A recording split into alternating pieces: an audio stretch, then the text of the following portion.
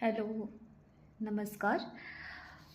मैं सभी से एक आग्रह करना चाहती हूँ कि अभी जो जंतर मंतर पे ये जो प्रोटेस्ट चल रहा है, हमारे युवाओं ने जो ये प्रोटेस्ट जारी रखा है युवाओं के न्याय के लिए, जिसमें कि हमारे जो सोनम वांगचुक जी हैं, इन्होंने इतने दिनों से अनशन पे बैठे थे, जिनको कि इतनी बेरहमी के साथ कल वहाँ से दिल्ली पुलिस ने हटाया है और हॉस्पिटल में लेके गए हैं, जबकि उनके वाइटल सारे नॉर्मल्स थे।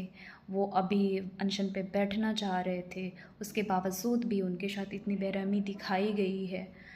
तो आप सभी से मेरा एक ही आग्रह है कि अगर आप पहुंच पाते हैं तो आप जंतर मंतर पे पहुँचें, और अगर नहीं पहुंच पाते हैं तो आप अपने फ़ोन में वीडियोस के माध्यम से, स्टेटस के माध्यम से एक मोटिवेशन कि हम लोग सब एक यूनिटी में मिलके हम आपको मोटिवेशन दे रहे हैं। जैसे कि हमारे आदरणीय वांगचुक जी हैं और अभिजीत दीपकी जी हैं, जिनका बहुत ही बड़ी शहादत है। और हमारे सारे देश के युवा, अगर आपके कांटेक्ट में कोई भी व्यक्ति वहाँ पहुँचा है और वो आप स्टेटस लगाते हैं, तो ये स्टेटस किसी मोटिवेशन से कम नहीं होगा।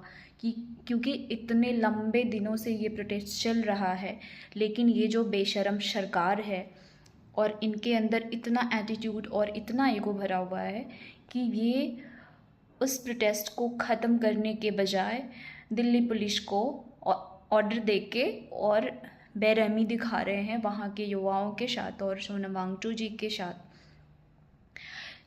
जो धर्मेंद्र प्रधान है, ये तो बेशर्मी की लिमिट ही क्रॉस कर दिए हैं।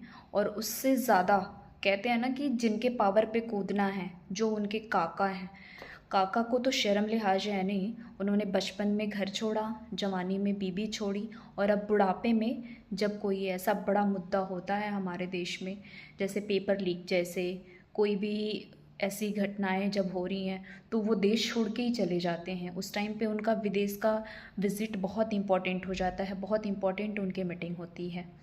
तो ऐसे लोगों से क्या ही उम्मीद करना जिनके ना घर परिवार बच्चे ही नहीं हैं, अपनी खुद की ही ज़िंदगी है, जितने करोड़ों के सूट, करोड़ों के बूट और झूठ पे झूठ यही बोलते चले जा रहे हैं, यही करते चले जा रहे हैं। तो जिनके पास अपने बच्चे नहीं हैं, वो किसी का दर्द नहीं समझेंगे जिनके बच्चों ने सुसाइड किया है। तो आपसे यही अपील है हमारी कि प्लीज़ आप इसे सपोर्ट करें।